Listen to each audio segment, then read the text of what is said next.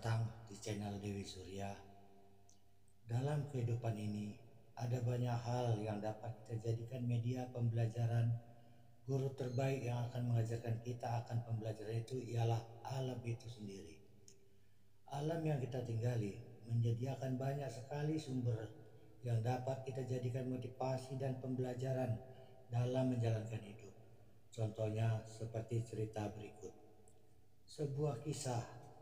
Ada segerombolan lalat yang sedang mencari makan di sebuah tong sampah yang besar. Gerombolan lalat tersebut sedang asik memakan semua makanan yang ada di tong sampah itu. Namun, ada seekor lalat yang tidak mau makan, enggan mencicipi makanan di tong sampah itu. "Aku sudah muak dengan semua makanan di tong sampah ini," ucap si lalat tersebut sembari terbang meninggalkan tong sampah. Sesampainya di udara, si lalat melihat sebuah kue di dalam sebuah rumah. Lalu si lalat melihat sebuah jendela yang terbuka di rumah tersebut.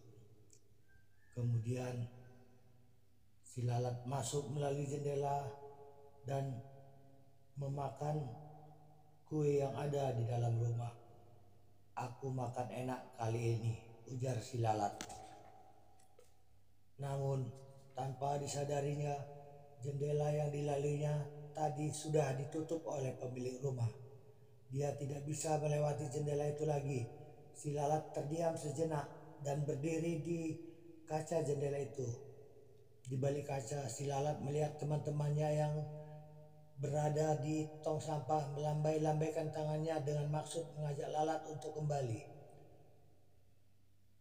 Si lalat berusaha keluar dari rumah dengan menabrak jendela berkali-kali, atas bawah berulang-ulang, hingga akhirnya si lalat lelah dan terjatuh. Melihat seekor lalat yang telah lemah dan tak berdaya, datanglah segerombolan semut hitam. Semut-semut itu datang dan menggigit semua bagian tubuh hingga si lalat mati.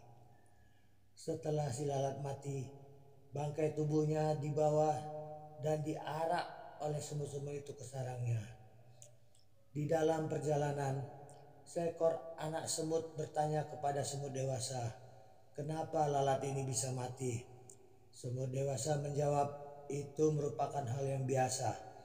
Dia telah berusaha mencari jalan keluar, namun karena dia tidak menemukan jalan keluar, dia menjadi frustasi dan jatuh kelelahan."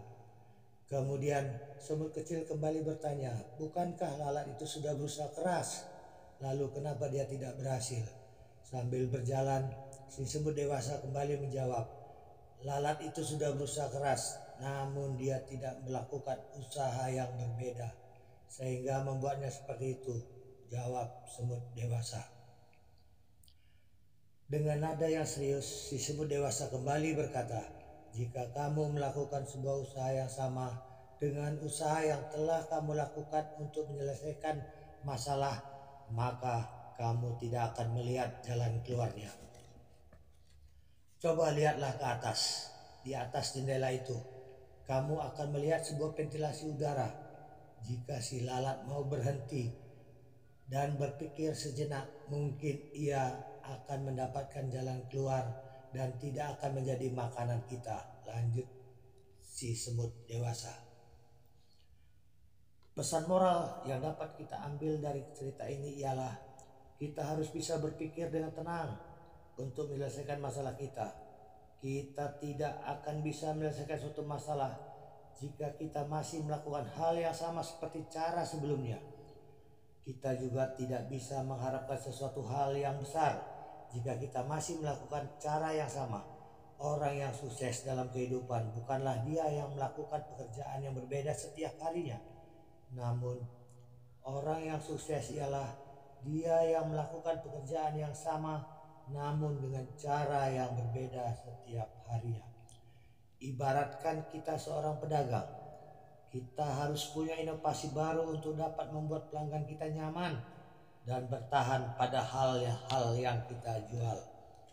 Jangan kita beranggapan ketika kita memiliki banyak pelanggan, maka dia akan tetap menjadi pelanggan tanpa ada inovasi dari kita.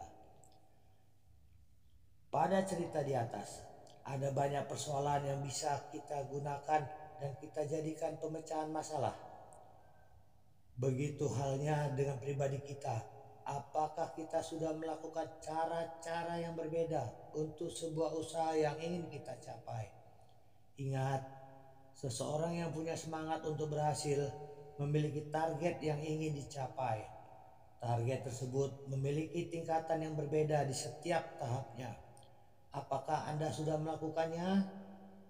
Terima kasih.